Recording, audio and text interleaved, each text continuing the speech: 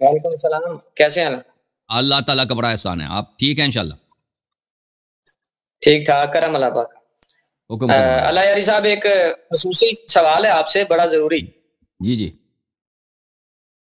یہ آپ نے ایک ویڈیو میں بولا تھا صوفی ازم کے بارے میں، ہوں جیسے کہ لال شہباز قلندر ہے اور بری امام، اور اس طرح کے پاکستان میں کافی زیادہ لوگ جو ہوں صوفیہ کرام ہیں، ولی اللہ ہیں، ان کا آپ نے بولا تھا کہ شیعت میں ان کی کوئی بھی جگہ نہیں ہے۔ صحیح تو صحیح. یہ آپ یہ اپنی طرف سے بات کہی تھی یا کسی مستند اور نہیں، امام کا اور پہلی قول بات یہ ہے ہے، یا دیکھو اللہ میرے نے بھائی، کلام میں؟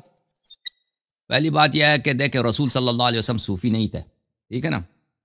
امیر المومنین علی علیہ السلام جی صوفی ٹھیک، نہیں تھے، بالکل نہ اپنے آپ کو صوفی کہلایا. اللہ کے ولی ہیں، اولیاء کے امام ہیں، صوفی نہیں ہیں. اور اس طرح بقیہ امام علیہ السلام، ان کے تعلیمات میں تصوف کا کوئی مقام نہیں ہے. زہد ہے کہ بھئی آپ زاہد رہیں، پیسوں سے محبت نہ کریں، دنیا سے محبت نہ کریں، اللہ سے ڈریں، نمازیں زیادہ پڑھو، قرآن زیادہ پڑھو، دعائیں کرو، سجدے طویل کیا کرو، اور راتوں کو نماز پڑھو، قرآن مجید کا ختم کرو، ٹھیک ہے، حج جایا کرو، غریب فقراء کی خدمت کرو. یہ دین ہی یہی ہے. دین اسی چیز کا نام ہے، ٹھیک ہے نا. کثرت عبادت کا نام ہے اور لوگوں کو خدمت کرنے کا نام ہے. لیکن یہ تصوف نہیں ہے. تصوف اور چیز ہے. تصوف ہے پوری ان کا اپنا عقائد ہوتے ہیں صوفیہ کا، جو عام عوام سے چھپاتے ہیں. آپ جا کے، میں نے صوفیوں کی بڑی تحقیق کی ہے، ان کی کتابوں کو پڑھے ہیں. ان کا ایک ظاہری چہرہ ہے، ان کا ایک پیچھے کا چہرہ ہے، جو عام لوگوں کو نہیں پتہ ہے، بتاتے. ان کے اپنے راز ہوتے ہیں، وہ ان کے اسپیشل کتب میں لکھے ہوتے ہیں. ان کے اسپیشل کتب سب میرے پاس موجود ہیں. وہ ان کی کتابیں کفر سے بری پڑی ہیں، اور وہ ایک کفر کو ایک ایسے انداز میں لکھتے ہیں. ان کے اپنے اصطلاحات ہوتے ہیں. یہ بڑے اتنا تیز قوم ہے یہ، اور کیونکہ ان کی تاریخ بہت وسیع ہے. آج سے تو پیدا نہیں ہوئے. یہ تو جب بنی امیہ کے زمانے میں، اس زمانے میں جب انہوں نے فتوحات کیے تھے، کرسچنز ان میں راہب ہوتے تھے نا، وہ صوفی ٹائپ کے ہوتے تھے، کرسچن کے جو راہب تھے، اس سے یہ لوگ اور یہودیوں سے انہوں نے سیکھ، کچھ مسلمانوں نے سیکھ کے یہ تصوف اسلام میں پھیل گیا تھا. تو اس زمانے سے یہ ہیں. تو ان کے جو کتابیں ہوتی ہیں، ان کے اپنے اصطلاحات ہوتے ہیں. اس کفریہ باتوں کو اپنے اصطلاحات میں بیان کرتے ہیں. عام آدمی پڑھے اس کو سمجھ ہی نہیں آتا کس نے بولا کیا ہے. ایک دفعہ ان کے اصطلاحات کو سمجھ لو کہ یہ کس جملے سے کیا مطلب لیتے ہیں، تو وہ پتہ چل جاتا ہے کہ کتنا گھٹیا قوم ہے، کتنا گندی قوم ہے. اور پھر یہ لوگوں سے اپنے مقاصد اٹھانے کے لیے انہوں نے اپنی کرامات مشہور کرا دیا. ان کے ہاں کچھ ایسے غریبہ علوم ہوتے ہیں، کچھ جنہ سے ان کے ربط ہوتے ہیں، تو یہ ان کے ذریعے کچھ کرتب وغیرہ کبھی دکھا سکتے ہیں. تو اس کی وجہ سے انہوں نے مشہور کرا دی کہ ہمارے کرامات ہیں. تو اس کا بڑا فائدہ ملتا ہے ان کو. لوگ ان کا احترام کرتے ہیں، لوگ ان کو صدقات دیتے ہیں، پیسے دیتے ہیں، بڑے بڑے امیر بنتے ہیں. ایک دفعہ کوئی صوفی پیر اس کی پیری اگر واقعاً اس کی جڑ پکڑ لینا تو وہ کروڑ پتی بن جاتا ہے.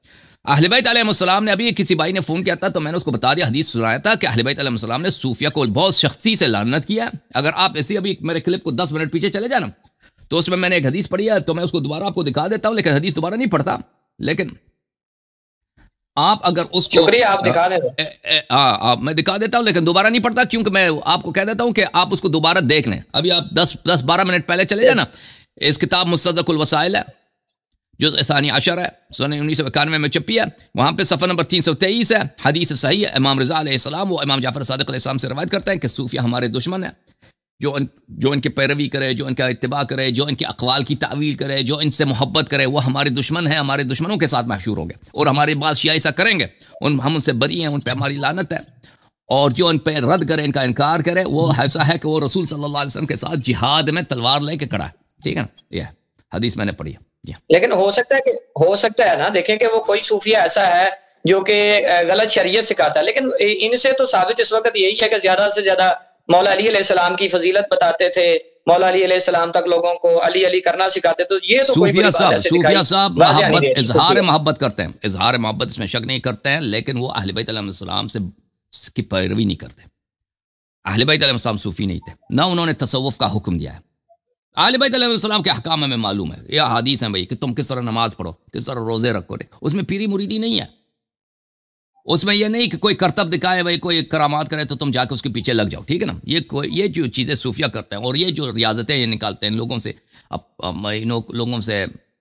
لوگوں سے اپنے مطلب نکالنے کے لیے بہت بہت غلط کام کرتے ہیں. یہ مذہب اہل بیت علیہ السلام میں بالکل نہیں ہے. جیسے میں نے عرض کیا نا، اہل بیت علیہ السلام کے احکام یہ ہیں کہ بھائی، میں آپ کو مثلا تم نماز پڑھو، قرآن کی تلاوت کرو، سجدے مثلا نماز فجر کے بعد اتنی طویل سجدے میں یہ ذکر پڑھو، یہ سب احادیث میں موجود ہے، روایات میں موجود ہے. رات کو یہ دعائیں پڑھو، رات کو سوتے وقت یہ دعا پڑھو، یہ سورہ قرآن کی پڑھو، ٹھیک ہے نا.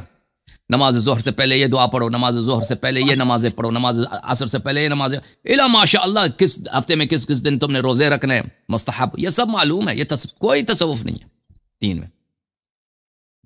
صحیح ہے. میرے بھائی کے ساتھ اس موضوع پر بحث ہوئی تھی، تو وہ بولتا ہے کہ اگر تم بولتے ہو کہ کتابیں ہیں، شیعوں کی 4 کتابیں ہیں، شیعت کی یہ جو مستند کتابیں ہیں، ان میں بھی کوئی نہ کوئی ڈاؤٹ تو ہے ہی نا بھائی. جیسے کہ اصول کافی ہے، اس میں بھی کافی ایسی چیزیں لکھی ہوئی ہیں. تو آخر کون سی ایسی کتاب ہے جو امام علیہ السلام نے خود اپنے ہاتھ سے تحریر کی ہوئی ہیں جن میں اصل دین ہے، وہ کدھر ہے؟ یہ احادیث کوئی تو ایسی مستند کتابیں ہوں گی.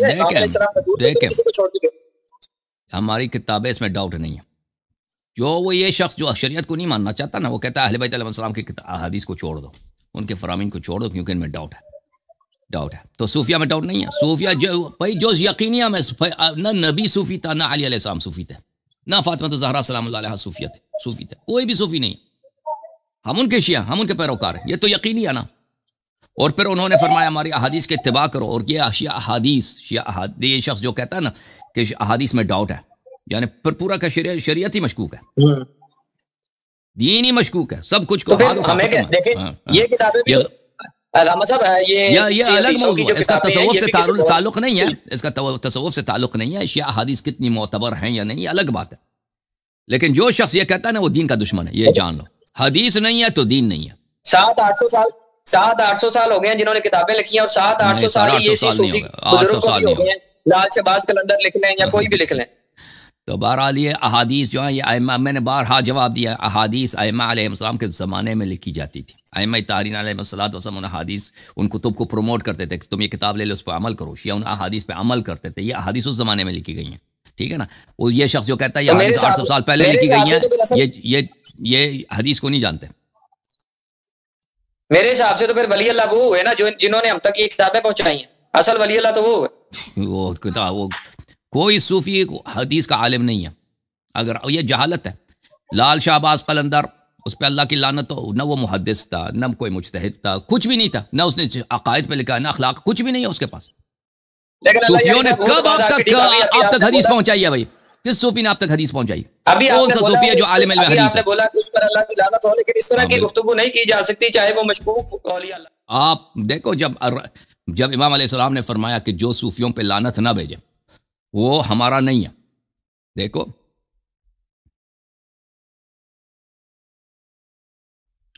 جو صوفیوں کی طرح، جو صوفیوں سے انکار کرے ہم ان سے، وہ ایسا ہے کہ رسول صلی اللہ علیہ وسلم کے ساتھ جہاد میں کھڑا ہے، رسول صلی اللہ علیہ وسلم کا دفاع کر رہا ہے، تو ہم تو لعنت کریں گے نا صوفیوں پر، چاہے لال شہباز ہے چاہے کوئی بھی صوفی ہے، اس پہ اللہ کی لعنت، اللہ کا دشمن ہے، ٹھیک ہے نا. تو تم کہہ دو کہ میں نہیں مانتا، تمہاری مرضی، نہ مانو. ہم نے جو اہل بیت علیہ السلام سے سیکھا، ہم صوفیوں پہ لعنت کرتے ہیں اور نہ ان کا اتباع بھی نہیں کرتے. بھائی تم نے چندہ نہیں دینا، سپورٹ نہیں کرنا شبکہ کا، اس چینل کا، نہ کرو، کوئی بات نہیں ہے. ہم جو ہے ائمہ طاہرین علیہ السلام کی شیعہ، ہم صوفیوں کی شیعہ نہیں ہیں. جب رسول صلی اللہ علیہ وسلم، اگر تصوف اچھی بات ہوتی نا، سب سے بڑے صوفی خود پیغمبر ہوتے ہیں. نیکی کے کام میں رسول صلی اللہ علیہ وسلم سے، امیر المؤمنین علیہ السلام سے، ائمہ طاہرین علیہ السلام سے آگے کوئی نہیں ہے، ان سے بہتر کوئی نہیں ہے. وہ صوفی نہیں تھے، صوفیوں پہ انہوں نے لعنت کیا اور فرمایا ہے کہ ہم ایسے اقوام آئیں گے جو ہماری محبت کا ادعا کرتے ہیں، وہ صوفیوں کو کی طرف رجحان رکھتے ہیں، وہ ہمارے شیعہ نہیں ہیں، ہم ان کے دشمن ہیں، ہم ان کے دشمن ہیں. تو پھر آپ جو ہے نا صوفیوں کا کبھی دفاع نہ کریں، کیونکہ اہل بیت علیہ السلام کا فرمان ہے، ٹھیک ہے. صوفی چاہے سید ہو غیر سید ہو، فرق نہیں پڑتا، اس سے فرق ہی نہیں پڑتا. اگر ایک شخص راہ اہل بیت علیہ السلام سے نکل گیا، ختم ہے، وہ اس دور ہے وہ، ٹھیک ہے نا. نہ اس کی عزت کرنی چاہیے، نہ اس کو پروموٹ کرنی چاہیے. تم صرف اور صرف 12 امام اور جن لوگوں نے ائمہ طاہرین علیہ السلام کے کلام اور دین کو آپ تک پہنچایا، صوفیوں نے نہیں پہنچایا. کوئی صوفی نہیں ہے جو شیعہ حدیث کا حامل ہو، یا اس نے شیعہ عقائد کے دفاع پہ اس نے کوئی کتاب لکھی، ایسا کوئی آئے نہیں دنیا میں. چلے جناب.